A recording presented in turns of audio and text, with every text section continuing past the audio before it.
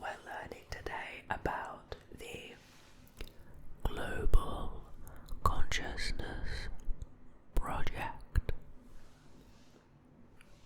Yes, that's what it's called. Now, as a caveat, I myself, in general, am fairly scientific, evidence-based, and I am usually a skeptic.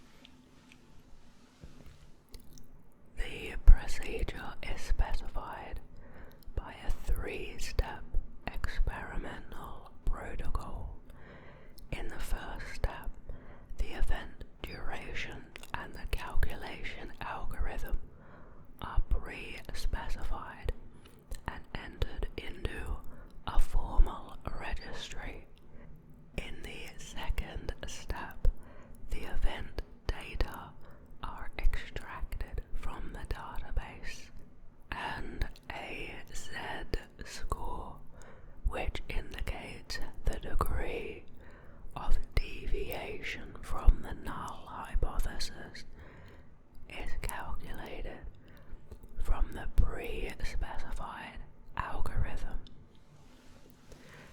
In the third step, the event z-score is combined with the z-scores from previous events to yield an overall result for the experiment.